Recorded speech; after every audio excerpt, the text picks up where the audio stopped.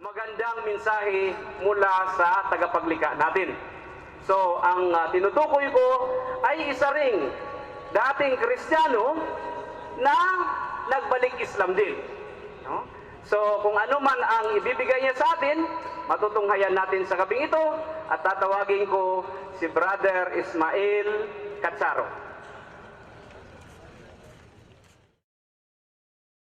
Unang-una, maraming salamat sa pagpapaunlak ninyo sa ating Filipino Olympic na ito. At naway mag-enjoy kayo at makakuha kayo ng hindi lang kaalaman, kundi sana kung po pwede nga lang kayong bigyan ng siguro ng tag-iisang Samsung Galaxy, siguro gagawin nila pero hindi nila ata kaya no? Hilingin natin sa kanila na sana sa susunod mas marami pang ipamigay na papremyo. Okay, ang topic ko ngayon, dahil nga ang sabi sa akin mga aliw ata ako ng kaluluwa kasi aalawin natin ngayon yung ating kaluluwa. Ganun ba man mga kababayan, mga kaibigan? Ako si Brother Ismael Catsaro, taga Tacloban, Leyte, Waray. Nag-Muslim po ako para konting background sa aking pagkatao. Nag-Muslim ako siguro sa Pilipinas pa, 14 years ago. Hindi masyadong matagal. Sa Saudi Arabia, mga 7 years dito sa Saudi. Sa Riyadh po ako, bisita lang po ako dito. Kaya nakakatuwa. Narinig nyo kanina ang sinabi ni tatay natin, si Brother Isa. Sabi niya, pagpunta daw niya dito sa tigang na lupang to, sa Jizan, wala daw Pilipino. Pero tingnan nyo ngayon. Wala bang Pilipino rito? Napakaraming Pilipino. Kaya, mabuhay kayo mga kabayan. Ngayon, dati akong Romano Katoliko. Sino po ba ang Romano Katoliko dito dati? Marami siguro. Okay lang, kahit hindi nyo sabihin kung anong sekta ng relihiyon ninyo, walang problema. Nag-Muslim ako, bata pa. Siguro mga 14 years old ako. Ngayon, ilan sa tingin niyo ilang taon na ako sa tingin ninyo? Yung tatama walang premyo ata. Ha? Grabe naman kayo, 25. Ang bata ko naman. 18, grabe. 35, grabe naman, sobrang tanda no. 28 lang po ako. Kaya ipagpaumanhin nyo po kung medyo mas bata ako sa inyo. Pero sana pakinggan ninyo yung sasabihin ko. Ito pong pauna kong salita, medyo hindi seryoso, pero ang pag-uusapan po talaga natin ay seryoso. Totoo lang.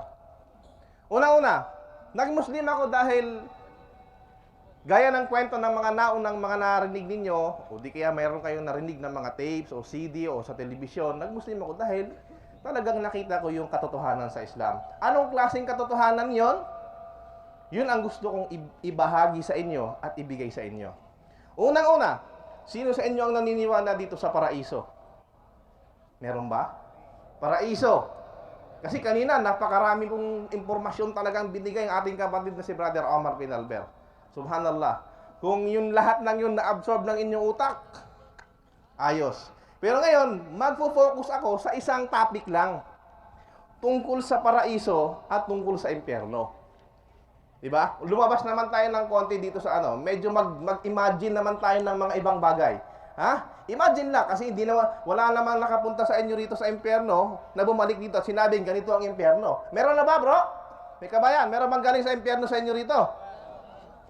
Baka kako meron ma-interview natin dito para sa paraiso. Meron bang nakapasok dito at nagsalita at bumalik dito? Meron? Wala pa. Ngayon, tungkol sa paraiso at tungkol sa impyerno ang pag-uusapan natin. Bakit yon? Kasi kakaibang topic yun Medyo interesting na topic kasi bakit? Sa aming mga Muslim, masyadong dinitalye ng aming tagapaglikha na si Allah Subhanahu wa Ta'ala ang impormasyon hinggil sa paraiso at sa impyerno.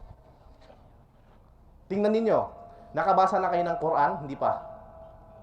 Hindi pa. Inshallah, pag nag-Muslim kayo ngayon, o mamaya, o bukas, o susunod na araw, o next week, inshallah, makabasa kayo ng Quran. Sa Quran, napakadami pong mga impormasyon na ibinigay si Allah sa amin na kung saan nagbabanggit tungkol sa paraiso. At tungkol din naman sa impyerno. Na kung saan sa ibang pananampalataya, sa mga libro nila, may binabanggit din. Kagaya halimbawa ng Biblia, Kristiyano, Romano, Katoliko, depende kung anong klaseng Biblia ang gamit mo, meron din, pakonti-konti. Pero yung detalyeng pagpapaliwanag tungkol sa paraiso, nang gaya ng pinapaliwanag sa Quran, wala po siguro. Di ba? Anong gusto ko ipaliwanag muna? Paraiso o impyerno? Ba't unahin yung paraiso? Impyerno muna para ang huli ay maganda, di ba? Impyerno. Sa amin sa Islam, ang impyerno na ipinapaliwanag namin, i-imaginein mo pa lang, matatakot ka na. Bakit? Ano bang meron sa impyerno? Una, sinabi ni Allah sa Quran, sabi niya, sa impyerno, kapag ang tao nakapasok sa impyerno at sinunog siya, hindi yung papasuin, susunugin siya, lilitsunin siya ron. Kapag nasunog yung balat niya, ay babalik ulit yung panibagong, pag sunog na, tostado na, ay babalik ulit yung balat niya na parang hindi nasunog. Para saan? Para maramdaman niya yung sakit ng pagkasunog. Kasi ang tao nakakaramdam siya ng sakit kapag nasa balat.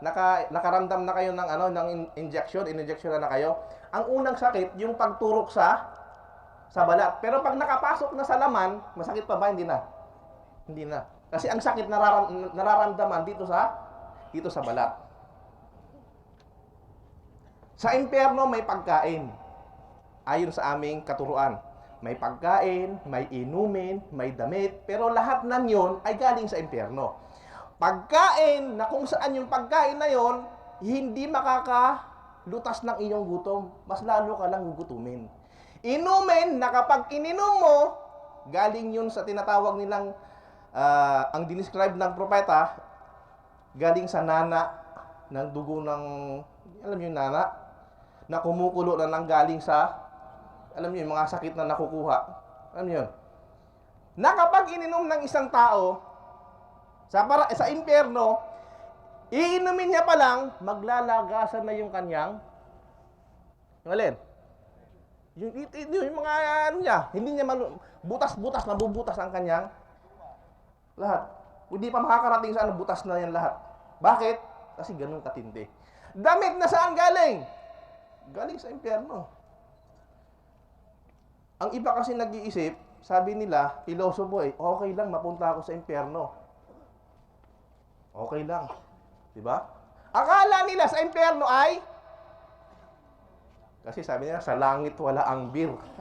Baka nasa impyerno ang bir kasi sa langit wala ang bir. Hindi. Kapag pinarusahan ka ng Diyos, wala kang kasama. Tandaan yan, wala kang kasama.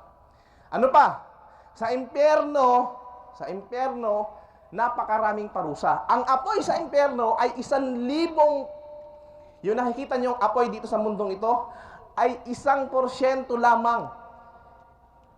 1% lamang. Ang sabi ng ibang mga pantas sa amin, hindi 1%, kundi singaw lang. Singaw nga lang Pero kung natin yung 1%, ang apoy dito, nakakita na kayo ng acetylene. Yung acetylene, iturok dito sa ulo ninyo, ano mangyari? Bakal butas Ikaw baka hindi ka mabutas. Yung acetylene, nakikita natin yung tindi ng apoy na yon, ay 1% lang po yun ng 70% ng apoy ng impyerno. Nakukuha nyo ba? Napipicture out nyo, mga kabayan? Gaano katindi yun? Kung yun, 1% lang yung acetylene na yon, papaano pang hininda ng Diyos sa atin? Sa sino mang sumuway sa Kanya, yung 69% na nag-aantay sa inyo saan? Sa impyerno. Hindi man kumbaga, ikaw ba kaya mong pasuin sarili mo sigarilyo? Punta ka sa bahay mo, magsindi ka ng kalat, iganon mo, kaya mo? Hindi mo kaya yun. Paano pa kaya kung hindi lang daliri mo ang susunugin, kundi buong katawan mo? Ano mangyayari sa'yo? Nakakatakot, di ba? Ito'y iilan lang sa mga katangian ng impyerno. 1,000 pinainit ang impyerno hanggang sa maging kulay pula. 1,000 taon hanggang sa maging kulay pula. Kasi ang impyerno sa kabilang buhay, ayon sa turo ng Islam, ay iba't ibang klase. May kulay pula, 1,000 taon naging kulay pula. At 1,000 taon ulit na pinainit hanggang maging kulay puti. At 1,000 taon ulit hanggang sa maging kulay itim. Ang itim ang pinakamatinding kulay ng apoy. Nakakita na kayong kulay itim na apoy? Hindi pa siguro, ano? Yun ang description sa amin, sa turo sa amin sa Islam. Kaya kapag ang isang Muslim, katulad ko, subhanallah, siguro sa inyo ngayon, mga kababayan, ngayon lang siguro kayo nakarinig, di ba? Nakarinig na kayo ng ganitong klase ng pagpapaliwanag tungkol sa impyerno? Nakarinig na kayo? Siguro sa mga palabas, meron kayo nakikita. Pero pagpapaliwanag tungkol sa religious aspect, parang hindi pa. Yun ang impyerno. Sa impyerno, ang tao habang buhay. Tandaan yan. Habang buhay, eternal, habang buhay. Kung mapupunta ka sa impyerno, maasalam, kabayan, wala ka ng kaligtasan. Kaya naman, binigyan ka ng Diyos ng lahat ng pamamaraan dito sa mundong ito para maiwasan mo ang impyerno sa kabilang buhay. Lahat ng pamamaraan. Sinabi ni Allah sa Quran, sabi niya, na ang lahat ng nandito sa mundo, nilikha niya para sa kapakanan mo. Para saan? Para makaiwas ka sa impyerno. Binigyan ka niya ng utak na hindi ibinigay sa ibang nilikha. Binigyan ka niya ng kalayaan na hindi binigay sa ibang mga nilikha. Isipin mo kung wala tayong kalayaan. Di ba? Kagaya halimbawa ng mga nilikha ng Diyos, ang mga anghel. Alam niyo ba ang mga anghel kahit nilikha sila ng Diyos, oo, hindi sila sumusuway, pero wala silang kalayaan. Tayo may kalayaan. Di ba? Tayo may kalayaan. Binigyan ka ng Diyos, di ba? Ng sabihin talino para iwasan mo yung tinatawag na impyerno. Isipan mo, nagpababa siya ng mga propeta, nagpababa ng mga libro, yung mga propeta may mga milagrong dala-dala, yung mga propeta may mga kita nyo, yung mga propetang sinasabi ni Ustad kanina, Ustad Amar Penalber, may mga milagro silang ginawa para lang maniwala kayo, nakapagbuhay ng patay, si Jesus Christ. Sa aming mga Muslim, naniniwala kami na si Jesus Christ nag-exist, pero hindi siya Diyos o anak ng Diyos, kundi siya lang ay isang sugo. Maliwanag naman yun eh. Kahit sa inyong mga sarili, mga kabayan, alam niyo yun, na si Jesus Christ hindi Diyos. Mas madali ninyong paniwalaan. Ako dating Romano Katoliko, mas madali ninyong paniniwalaan at mas madali ninyong hahanapan ng ebidensya sa Biblia na si Jesus Christ ay sugo kesa hanapan ninyo ng ebidensya na si Jesus Christ ay Diyos o anak ng Diyos. Napakarami. Katangian ng Diyos, si Jesus Christ kumakain. Si Jesus Christ ay natutulog, napapagod, nakakalimot. Katangian ba ng Diyos yun? Hindi. Hindi katangian ng Diyos yun. Kaya kami mga Muslim, naniniwala si Jesus Christ ay isang propeta lang. Tingnan ninyo si Jesus Christ, nakabuhay ng patay. Hinimas lang, nakabuhay ng patay. Milagro, na kung nandoon ka sa panahon niya siguro, maniniwala ka sa Kanya. Kasi bakit? Patunay ng Diyos na siya ay makapangyarihan. Para maniwala ka sa Kanya, sumunod ka kay Jesus Christ para maiwasan mo ang impyerno. Kasi ang mga sugo, sila ang nagdadala sa atin papunta sa paraiso. Ang mga sugo. Si Moises, si Jesus Christ, nakapagpapagaling ng bulag. Yung may keto, napagaling niya.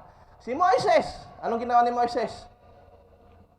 Milagro, nahati ang dagat. Di ba? Sa tingin ninyo, meron bang taong stick lang kung hawakan niya, ipalo niya sa dagat, mahahatin dagat? Wala. Kapangyarihan galing sa Diyos. Para saan? Para sa'yo, kabayan. Para maniwala ka na may nag-iisang Diyos. At winawarningan ka niya sa pamamagitan ng propeta na ingat kayo sa impyerno. Kasi bakit? Yun ang hinihanda. U'iddat lil kafirin. U'iddat lil kafirin. U'iddat lil kafirin. Ang apoy ng impyerno, hinanda ni Allah sa sino mang hindi naniwala sa Kanya. At hindi naniwala sa Kanya. Ang hindi naniwala sa Kanya. Tandaan niyo yan. Ang paniniwala ay mapupunta lamang, ang paraiso ay mapupunta lamang sa isang taong naniniwala. At ang hindi naniniwala ay inihanda yun, ang hindi naniniwala ay hinindaan ni Allah ng impyerno. Mga kababayan, gusto ko pong maintindihan ninyo na sa amin sa Islam, kumpleto ang aming katuruan, lalong-lalo na pagdating sa paraiso at saka sa impyerno. Naintindihan nyo siguro nung maayos yung tungo sa impyerno. Kaya hindi pa huli ang lahat. Mga panaliwanag kanina ni Brother Omar Pinarber, hindi pa huli ang lahat, bro. Para iligtas ninyo ang inyong mga sarili laban sa naglalagablab na apoy. Hindi pa huli ang lahat. Meron pa kayo ngayon, bukas, sa susunod na araw. Hanggat hindi pa lumulubog ang araw sa sa silangan, meron pa kayong pag-asa. Diba? Kaya nga lang, kailan nyo marirealize yun? Ngayon, bukas, net na lang. Diba? Yun ay ang isang masamang side na ibinigay sa atin ng Diyos na kung saan iwasan niyo yun. Nilikha kayo ng Diyos at binigyan kayo ng kakayanan para iwasan ng impyerno. Tingnan ninyo. Ang kalangitan, ang kalupaan, ang tao, ang karagatan, di ba? Ang kabundukan, ang mga hayop, lahat ng yan nilikha ng Diyos para sa tao. Walakad karramna bani Adam. Tunay na binigyan namin ng parangal ang mga angkan ni Adan. Mararangal tayo eh. Mararangal tayo at binigyan tayo ng gantimpala ng Diyos. Ibinigay sa atin ang kalayaan at binigyan tayo ng talino. Kaya gamitin po natin yon. Dako naman tayo saan? Saan tayo pupunta? Kasi seryoso kayo ngayon eh. Ganun pala ang impyerno sa Islam. Ganun ang impyerno, bro. Binabalaan ko kayo. Punta naman tayo saan? Sa paraiso naman tayo. Para ngumiti. ngumiti naman kayo. Paraiso naman tayo ngayon. Alam nyo ba na yung kanta na sa langit wala ang bir ay kasalungat sa turo sa Islam? Hindi lang bir ang meron sa paraiso. By the way, ulitin ko yung impyerno. Ang impyerno naman, sa paniniwalang Islam, ay meron siyang baitang. Ganong ka-eksakto, ganong ka-detalyado ang turo ng Islam sa impyerno. Baitang, 7 baitang. 1, 2, 3, 4, 5, 6, 7. Kasi yung baitang na yun, pababa. Pababa naman siya. Ha? Pababa. Ang pinakamasidhing na pupunta sa pinakababa, nako, masidhing. Sa paraiso naman, balikan natin. Umpisa natin ang paraiso pamamagitan ng pagsabi na ang paraiso naman ay inihanda ng Diyos. Ha? Uiddat lil muttaqin. Ito naman, ang paraiso naman ay inihanda ni Allah ng Diyos ng makapangyarihan para sa isang taong naniniwala sa Kanya at natatakot para sa Kanya at umiilag na magkasala para lamang sa Kanya. Kung kanina ang impyerno inihanda ng Diyos para siya ay sa mga hindi naniniwala, kabaliktaran nun, ang paraiso ay inihanda ng Diyos para sa mga naniniwala sa Kanya. Ang paraiso ay may baitang din. Tingnan ninyo kung gaano ang biyaya ng Diyos sa atin. Ang impyerno, 7 lang. Samantalang ang paraiso,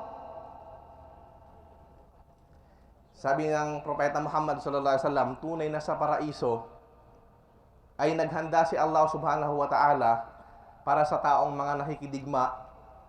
Ha? Sa paraiso ay inihanda niya ang 100 level. 100 level ng paraiso. Ang pinakamataas dito, ang pangalan, tingnan nyo ha, ganun kadetalyado ang Islam sa paraiso, may pangalan pa yung ika-100. Ang sabi ng Diyos, ang sabi ni Allah, sabi ni Propeta Muhammad sallallahu alaihi wasallam, sabi niya, ang pinakagitna dito at ang pinakamataas dito, ang pangalan niya, Firdausul A'la. Firdausul A'la, ang pinakamataas. Kaya kung hihiling kayo sa Diyos, yung tamang Diyos ang paghihilingan ninyo, inshallah, ibigay sa inyo. Pero kung sa hindi tamang Diyos kayo hihiling, baka hindi ibigay sa inyo. Sa tamang Diyos kayo mananalangin. Alin nyo, sabi ni Propeta Muhammad, kaya kung mananalangin kayo sa Diyos, ng paraiso ay hilingin ninyo sa Kanya ang pinakamataas. O Diyos ko po, ibigay mo po sa akin ang pinakamataas na paraiso. Ha? Yung paraisong yon, sa taas nun, yung trono na ng Diyos. Ang trono ni Allah subhanahu wa ta'ala na kung saan siya ay nakalukluk doon. Nasa baba noon, sa pagitan ng paraiso na yon, sa bubungan ng paraiso at ng trono ng Diyos, ay dumadalay po ang dalawang batis.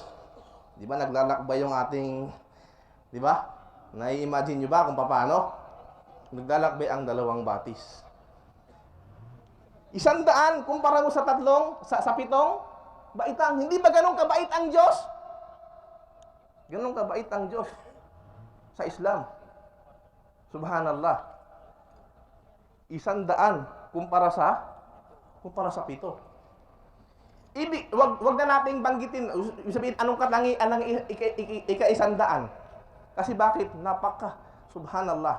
Sabi ni Propeta Muhammad sallallahu alaihi wasallam, sabi niya, "Mala aynun ra'at, wala udhunun sami'at, wala khatara ala qalbi bashar." Sa paraiso, ang meron dito ay mala aynun ra'at. Wala pang matang nakakita sa sobrang ganda. Kumpara ninyo, lahat ng nakita ninyo, wala pang matang nakakita. Wala pang tengang nakarinig. Pinakamagandang narinig ninyo, kumpara ninyo, wala yan. Wala khatara ala qalbi bashar. At hindi man lang sumagi ang kagandahan nito sa puso ni numan. Kahit sino, wala pa. Sa sobrang ganda. Dito sa paraiso, sa ika-100, nandito yung mga pious person, yung mga martir, yung mga propeta, yung mga scholar, nandito lahat sa pinakamaitaas. Bigyan ko lang sa inyo ng halimbawa, yung di kaya ng description, yung pinakamababa. Gusto niyo yung pinakamababa, gusto niyo yung gitna? Mababa na lang, kasi pag nakita mo yung mababa, okay na yun. Pag nakita mo yung mababa, nung narinig ko nga ito sa Islam, nung narinig ko ito, sabi ko, Ya Allah, kahit man lang doon ako sa pinakamababa, basta nakapasok ako sa paraiso. Kahit na, sa mababa na lang ako, okay na. Kasi bakit? Alam nyo ba na ang meron sa paraiso na pinakamababa, alin yon? Ang huling taong papasok sa paraiso ay bibigyan siya ng pinakamababa. Huling taong papasok sa paraiso, bibigyan siya ng pinakamababa. Sasabihin sa kanya ng Diyos, ikaw ba, gusto mo ba ng pagmamay-ari sa mundo na kagaya ng pagmamay-ari ng mga hari? Ikaw bro, gusto mo ba 'yon, kabayan? Gusto mo ba ng bigyan ka ng pagkakataon, pagmamay-ari ni King Abdullah. Gusto mo? Parang ayaw mo ata. Sino? Ikaw bro, gusto mo ng pagmamay-ari gaya ng pagmamay-ari ni King Abdullah? Pwede. Pwede. Bakit hindi? Di ba? Sasabihin ng tao na yon, na huling papasok sa paraiso, opo, Diyos ko, gusto ko. Sabi niya, ano pa? Humiling ka. Sasabihin ng Diyos sa kanya. Sabihin sa kanya ni Allah, humiling ka pa. O Diyos ko, o Allah, ito po ang gusto ko. Sige pa, ano pa? Ito po ang gusto ko. Basta lahat ng kanyang gusto. Ikaw, kung bibigyan ka ng pagkakataon, bro, sige, lahat ng gusto mo, ibibigay ko sa'yo. Ano hihingin mo? Pakihingin mo, Samsung Galaxy lang. Bigyan ka ng pagkakataon, anong gagawin mo? Diyos ang kaharap mo. Halimbawa, si Allah sa kabilang buhay. iPhone lang. Naku po. Simpleng pangarap. Kahit yung si Brother Isa, kayang-kaya ibigay sa iyo iPhone dito. 5? Wala pa yun ata. Yan bro. Ang tao, syempre, gusto niya lahat. Sabi niya, Diyos ko, ito, gusto ko. Sa iyo yan. Ito, gusto ko pa to. Hanggang sa hiling siya ng hiling. Hanggang sa mawalan na siya ng wala nang memory, wala na siyang hiling. Sabi, ano pa mahilingin ko? Tingnan niyo ang awa ng Diyos, sabi niya, aking alipin, gusto mo ba ng ganito? Kumbaga, siya ay pinapaalalahanan. Diyos ko, aking alipin, gusto mo ba ng ganito? Sabi niya, gusto ko yan. Baka gusto mo ng ganito. Nakalimot kasi niya. Wala na, ubos na. Pinapaalalahanan siya. Sabi ng Diyos sa araw ng paghukom, sasabihin niya, gusto mo ba ng pagmamay-ari ng mundo at ng nilalaman nito? Ikaw naman bro, kasi kanina kay King Abdullah tayo. Gusto mo ba ang pagmamay-ari mo, mundo at ng nilalaman nito? Gusto mo? Anong gagawin ko sa mundo? Ang liit-liit ko. Ang laki ng mundo. Isipin mo, Hindi, kasi sa kabilang buhay, sa paraiso, ang tao napakalaki. Sa impyerno, ang tao, ang isang ngipin niya, sa impyerno ang isang ngipin niya, alin? Kasing laki ng bundok. Ganun ka detalye, pati yung taong papasok sa impyerno, dinitalye na ang kanyang ngipin kasing laki ng bundok. At ang tao, dinitalye sa Islam, na kapag papasok ng paraiso ay kasing laki ni Adan. Alam niyo kung gaano kalaki si Adan? Hindi niyo alam. Ganun kadetalyado ang turo ng Islam. Nagpapatunay na ang Islam ay tamang relihiyon. Si Adan ay 60 feet. May 60 feet ba sa inyo dito? 60 footer dito? 60 feet at 8 feet ang kanyang. Ay, salamat kung papasok ako. Napagkaitan kasi ako ng tangkad dito sa mundo. Ay, salamat kung sa paraiso. Hindi pala ako. Walang papasok sa paraiso na alin? Naunano, walang papasok. Alhamdulillah, papasok ako sa paraiso, hindi ako unano. Kasi bakit walang papasok doon na gano'n? Tingnan ninyo. Ganun detalyado ang pagpasok ng tao sa Islam, sa paraiso. Sabi ng Diyos, gusto mo ba aking alipin? Mundo at nang nilalaman nito? Gusto mo? Gusto mo, bro? Siyempre naman, gusto ko. Sabihin sa'yo, ako gusto ko yun eh. Sabi ng Diyos, sa'yo yan. Sino yung taong yun? Huling papasok sa paraiso yun eh. Huling papasok sa paraiso. Sabi niya, gusto ko. Sabi ng Diyos, sa'yo yan. At hindi lang yan. 10 times ng buong mundo at ng nilalaman nito. Allahu Akbar. 10 times ng buong mundo at ng nilalaman nito. Yun ang mapapasayo kapag ikaw ay nakapasok saan? Nakapasok sa paraiso. Ini-imagine nyo siguro, 10 times ng buong mundo at ng nilalaman nito. Paano ko kaya uubusin lahat yun? Ang kayamanan na yon. Sa kabilang buhay, walang imposible. Sa kabilang buhay, may babae. Sa kabilang buhay, may alak. Sa kabilang buhay, ikwento ko lang sa inyo, yung tungkol sa batis. May 3 uri ng batis sa kabilang buhay. Ilog, batis. Nasa inyo lahat yun. Bawat isa sa inyo meron kapag inshallah nakapasok kayo sa paraiso. Alin yun? Tubig na napakasarap. Sa'yo lang yun. Batis mula sa gatas. Sa'yo lahat yung gusto mo. Mag-dive ka ron. Uminom ka doon. Sa'yo lahat yun. 4 kasi sa'yo sa kabilang buhay. Tubig na napakasarap. Gatas na napakatamis, napakasarap. Ano pa? Batis na mula sa pulok-pukyutan. Yung honey. Alam mo yung honey? Ang gusto mo, magpapa-beauty ano ka doon. Batis, sa'yo yun. Sabi ni Allah subhanahu wa ta'ala. Wa anharun min asalin musaffa. At yung pinakahuli, alak. Ngayon, kung gusto niyo, kung tunggero kayo at medyo masyado kayong adik sa alak, sa kabilang buhay may alak. Hindi lang 1 galon, bro. Hindi yung sadiki lang na sadiki na binibili nyo, mahal. Alam yung sadiki, di ba? Kunwari pa kayo, alam ko yan eh. Sadiki, Alam nila kung ano yung sadiki. Yun po ang tawag dito sa mga sikreto ng mga Sa kabilang buhay, hindi. Ibibigay sa'yo ng Diyos yung pang-4 na batis sa'yo, alak. Batis, hindi 1 galon, batis. Kaso yung alak na yun, alak na hindi nakakabangag at nakakawala ng ulo. Dito kapag nalasing ka, hangover ka, sakit ng ulo mo. Sa kabilang buhay, alak na hindi nakakabangag ng ulo. Yun po ang aking panawagan sa inyo. Uulitin ko. Impyerno at paraiso. Ikaw, Kristiyano, ako Muslim. Bakit nagkaganon? Kung naniniwala ka sa paraiso at naniniwala ako sa paraiso, naniniwala ka sa impyerno at naniniwala sa impyerno, bakit ka naging Kristiyano at bakit ako naging Muslim? At bakit nandiyan ka ngayon at matutindin dito ako? Panawagan ko sa inyong lahat yon, mga kabayan, na pag-isipan ninyong mabuti ang inyong kinalalagyang relihiyon ngayon. Ang Romano Katoliko, sad to say, ang Romano Katoliko na pinanggalingan ko, ayon sa pag-aaral ko, ang pinakamahinang sekta ng relihiyon ng Kristyanismo sa Pilipinas. Anong palatandaan? Anong ebidensya? Napakarami pong lumilipat ng ibang relihiyon mula sa Romano Katoliko. Pero Iglesia ni Cristo, Born Again, ang dating daan, JIL, Mormons, minsan sila, hindi sila masyadong lumilipat. Pero dito, sa mga nag-Muslim na nasa paligid niyo, ang karamihan dyan, Roman Catholic. Kung Roman Catholic kayo, o ano man ang kinabibilangan ninyong sekta, pag-isipan niyo yun, sapagkat totoo lang kabayan. Totoo lang kabayan, may paglalagyan kayo. Kung hindi kayo sigurado ngayon sa inyong pananampalataya, may paglalagyan kayo. It's either paraiso o di kaya impyerno. Mamamatay tayong lahat at magwawakas tayong lahat.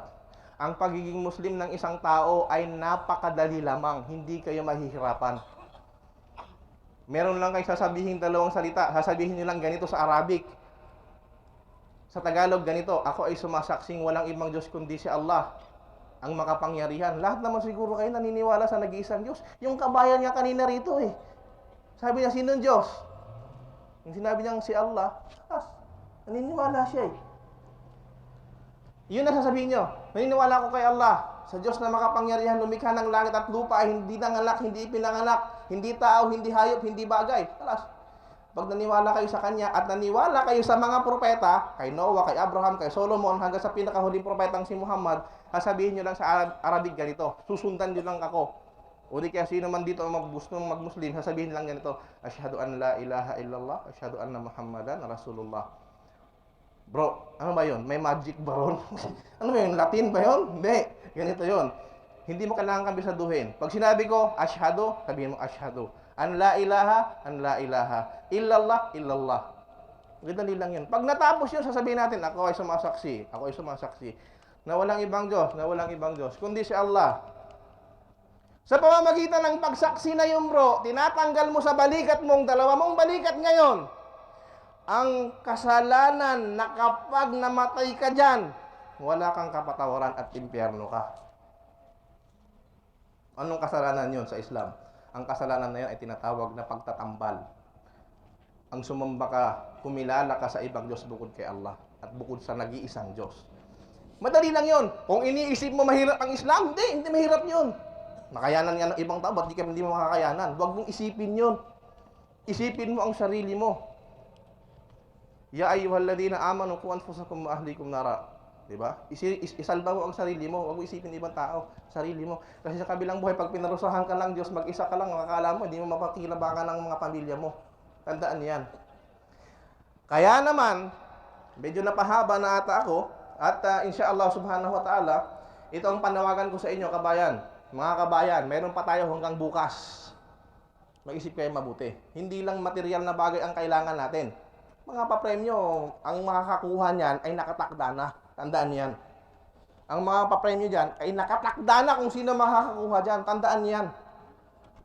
Pero isipin nyo rin na may araw ng paghukom at merong paraiso at merong impyerno. Ngayon, magbalik Islam kayo. Gaya ng sinabi ng ating kapatid kanina. Magbalik Islam kayo. Isang bukas na pa sa inyo at hindi pilit. Para maisalba ninyo ang inyong mga sarili laban sa naglalagablab na apoy at makapasok kayo sa paraiso na inihanda ng Diyos sa mga taong naniwala sa Kanya. So hanggang dito na lang. Maraming salamat at pasensya na kung medyo mahaba. Wa sallallahu ala nabiyyina Muhammad wa ala alihi wa sahbihi wa sallam. Assalamualaikum warahmatullahi wabarakatuh at magandang gabi sa inyong lahat, mga kabayan. Okay, Brother Ismail, sa maganda mong pagpapaliwanag tungkol sa paraiso at saka impyerno. So ngayon, medyo nag-i-imagine na tayo. No? Itigil niyo yung pag-imagine na yan. Kasi mauwian yan, tatawa ka lang mag-isa. Okay? So, inshallah. Actually mga kapatid, mga kababayan, katulad na nasabi ng brother natin, sa paraiso, walang pangit doon. Kaya kung pangit ka, huwag ka na mangarap. Ganun ba yun? Hindi, kasi alam niyo sa paraiso, wala ring matanda doon. Puro bata. Okay? Kaya naman, kawawa yung mga matatanda dito. Yes. Doon kasi sa paraiso, ang edad ng tao doon pari-pariwa tayo. Ano sa palagay nyo? Ilang taon kaya? Ha? Huwag namang isang buwan. 16? Hindi. Doon tayo sa medyo katamtaman na, kumbaga pa, malakas tayo. Ano? Yun ang edad, itong edad natin na to, yun ang edad kung saan itinaas ng Allah si Propeta Jesus sa langit. Ilang taon siya noon? 30? 33. Pagka sinabi mo 35, lalampas ka sa langit. 33 lang. Di ba? At bakit nasabi natin walang pangit doon? Alam niyo ba sino pinakamagandang lalaki sa balat ng lupa? Ako. Ha? Tama ka, ako yun. Diba? Yes, si Propeta Joseph. Si Yusuf. Yung kapangalan ko lang, hindi ako yun. Nagbigay ka ng prize. Yung si Propeta Yusuf. Dapat mo eh. Alam niyo, ang mukha ni Propeta Yusuf, kalahati sa mukha ni Adan. Pero ang lahat ng mukha natin, katulad ng sinabi ng kapatid natin, kamukha ni Propeta Adan. So, ibig sabihin, yung mukha ni Propeta Yusuf, kalahati sa mukha ni Propeta Adan. Yung kalahati, saan napunta? Sa atin lahat. Ibig sabihin, dinistribute. Kaya naman, merong pangit sobra na. Di ba? Meron namang katamtaman lang. Di ba? Pero sa pagka namatay tayo, pari-pariwa na tayo, mga pogi na tayong lahat. Huwag lang kung napunta ka sa impyerno. Katulad din sinabi niya, iba ang mga mukha sa impyerno, nakakatakot. Ngayon, sino sa inyo ang gustong pumasok sa impyerno? Taas ang kamay. May papremyo pa ako. Ba't ayaw nyo? Ha? Ano bang meron doon? Aboy? Bakit? Sino nakapunta sa inyo doon? Wala? Okay. Pangalan pa lang impyerno, nakakatakot na. Mainit. Dala na tayo para extinguisher doon. Ha? Mainit na. Lahat tayo gusto natin ng paraiso. Di ba? Sino gusto ng paraiso? Walang price niyan. Doon na lang sa paraiso. Okay? So lahat tayo, pakiulit ka, sinong gusto sa inyo ng paraiso? Taas ang kamay. Napakaraming gusto sa atin. Pero paano natin mapapasukan itong paraiso na to kung hindi natin sinasambang nagmamay-ari ng paraiso? Di ba? Sino bang nagmamay-ari ng paraiso? Allah. Kay Jesus ba yun? Kay Jesus ba ang paraiso? Hindi. Sa Allah ang may-ari ng paraiso. Di ba? Oh, ito na. Kabahagi ng paraiso.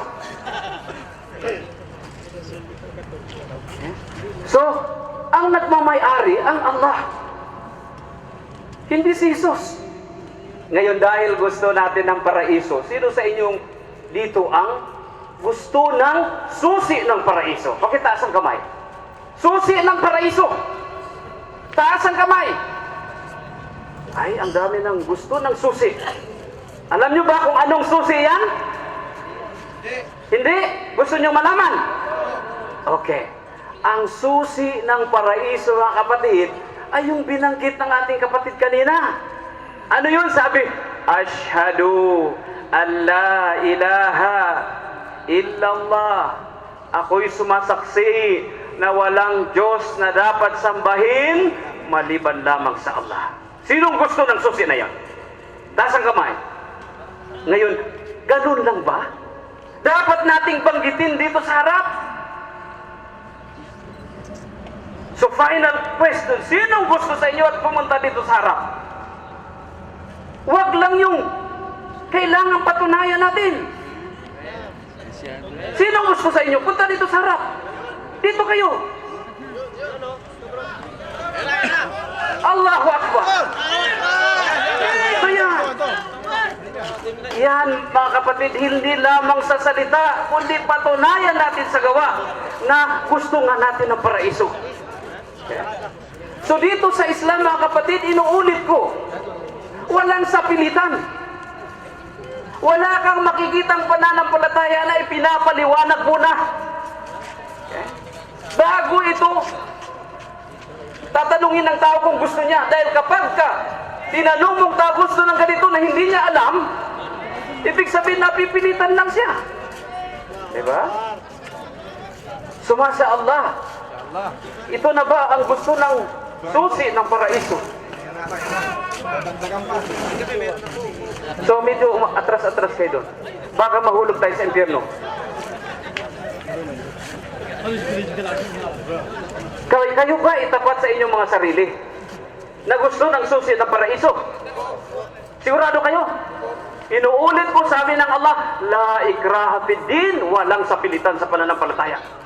Pero dahil gusto ninyo, hindi kayo mabibigo sa inyong tinuran ngayon na iligtas ang ating sarili sa naglalagablab na apoy sa impyerno. Okay?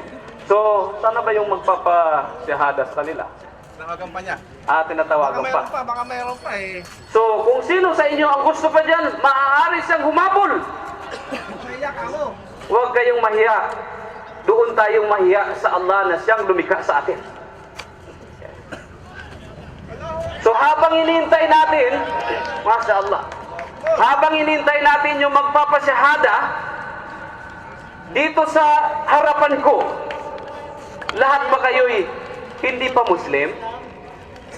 Sinong hindi pa Muslim dito? Taas ang kamay. Okay. Taas ulit ang kamay, sino hindi pa Muslim?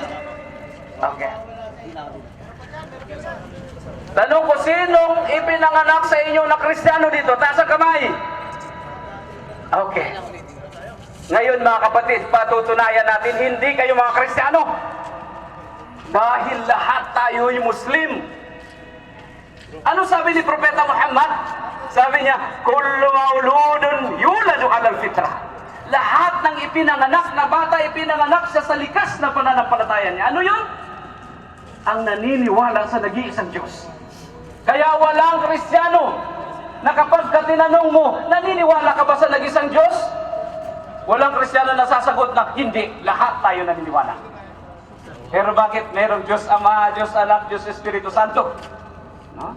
So sabi ng propeta, lahat ng ipinanganak na bata, ipinanganak siya sa likas na pananampalataya. Paniniwala niya ang naniniwala sa nag-iisang Diyos. Ngayon bakit tayo nagiging Kristiyano, nagiging Hudyo, Magyan? Dahil sabi ng propeta, fa'abawahu yuhawidani, aw yunasirani, aw yumajisani. Ang kanyang mga magulang na gumagawa sa kanya, magiging Kristiyano, Hudyo, at Magyan. Tingnan natin anong patunay sa atin sa Pilipinas. Kapag may bagong silang na bata, saan kaagad-agad dinadala itong bata? Saan? Simbahan. Doon ko gusto ko marinig sa mga hindi pa Muslim. Saan idinadala yung bata? Para ano? Binyagan. Narinig ba ninyong sinasabi ng pari kapag kasi nagbibinyag? Di ba sinasabi ng pari, binibinyagan kita sa ngalan ng Ama, ng Anak, ng Diyos, Espiritu Santo. Simula ngayon, ikaw ay isang ganap na Kristiyano. Sa makatuwid, mga kababayan, hindi ka Kristiyano. Dahil kung ipinanganak ang Kristiyano, hindi na marapat sa isang pari na sabihin, simula sa araw na to, sa araw ng binyag mo, ikaw ay ganap na Kristiyano. Ibig sabihin, nung ipinanganak ka, hindi ka Kristiyano. Tama yung sinabi ni Propeta Muhammad na lahat na ipinanganak na bata ay pinanganak siya na Muslim. Ngayon ang tanong ko ngayon, sinong ipinanganak na Kristiyano sa inyo dito? Ay, wala na. Sa makatuwid mga kapatid, bumalik tayo sa pinag-ugatan natin pananampalataya. Kaya naman ito mga kapatid natin dito, kapag ka nagsihada sila, pansamantala tayong tinatawag na balik Islam. Bakit? Dahil nanumbalik lang tayo sa pinag-ugatan nating pananampalataya. Kaya kung sino pa sa inyo dyan ang nagnanais na bumalik sa pinag-ugatan nating pananampalataya, sumama na kayo dito sa ating mga kapatid. At walang mawawala sa inyo ni Kusing Isama. So saan na ba yung magpapasyahada sa atin? Tatawag pa daw yung kinakamulit. Alam. So, pangalawang tanong ko, kayo ba ay tapat sa inyong sarili? Walang pumilit sa inyo, ha? Good, alhamdulillah. So ngayon mga kapatid, ang tangi lamang ninyong sasabihin ngayon ay yung panunumpa na ito ang sinasabi kong susi ng paraiso. Anong kahulugan niya sa Tagalog para hindi tayo ma-mesmerize? Ibig sabihin, parang minamagic-magic tayo. Kailangan malaman natin kung anong kahulugan niya. Kasi babanggitin niyo ito sa wikang Arabic. Anong kahulugan? Ako'y sumasaksi na walang Diyos na dapat sambahin maliban lamang sa Allah. At ako'y sumasaksi na si Propeta Muhammad alipin huling sugo ng Allah. At ako'y sumasaksi na si Jesus alipin sugo ng Allah. Nilikha siya ng Allah sa pamamagitan ni Birhing Maria sa salita lamang. At inshallah, doon mag-uumpisa na naman ang ating malinis na talaan. So kapag nabanggit natin yun, inshallah lahat ng inyong kasalanan ay patatawarin ng Allah at para kayong bagong silang na bata na walang bahid na kasalanan. Ito yung sinasabi ni Brother Omar kanina na true born again, not burn again. Okay? So inshallah, nandito ng ating ngayon, dahil sa marami kayo, ilan ba sila mga kapatid? Ilan kayo? 36. Kung ngayon, kung sino pang gustong umabol sa inyo mga brother, dito na kayo. Huwag kayo mahiya, please. Dito na kayo. Huwag kayo mahiya. Huwag kayo mahiya, brother. No? Ito ay sa kapakanan nating lahat. No? Ito ay sa kapakanan natin lahat. Kayo dyan, brad, huwag kayo mahiya. Halika kayo dito. Sige na. Yan, tayo. Oo. Minsan lang ito sa isang taon kami makakabalik dito. Susi sa paraiso ang pinag-uusapan natin. Halina kayo. So, inshallah. Ngayon, dahil sa dami nyo, sabay-sabay nyong susundin ang sasabihin ng ating chef. Maliwanag? So wala na ba sa inyo dyan na hahabol pa? Inshallah, kung hindi man ngayon, baka bukas, baka lawa, o hindi natin alam kung kailan.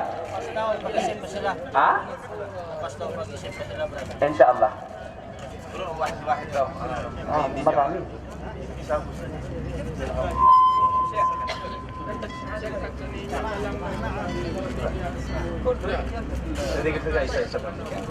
So sundin lang ninyo, ha? Lakasan nyo.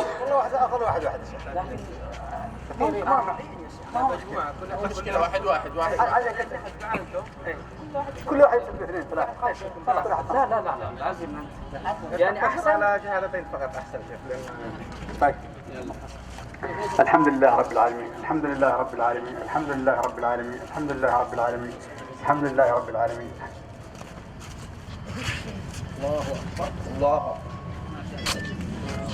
Pagpapatirapan ng pasasalamat yan. So nakikita nyo, yan ay pagpapatirapan ng pagpapasalamat. Pagpapasalamat siya sa Allah subhanahu wa ta'ala dahil meron na naman tayong mga kababayan na nagabayan ng Allah subhanahu wa ta'ala sa matuwid na landas. Ibig sabihin nun, no? Pinahon ng Allah sa naglalagablab na apoy. Okay? So dahil sa tuwa niya, siya ay nagpasalamat sa Allah subhanahu wa ta'ala. So, siya.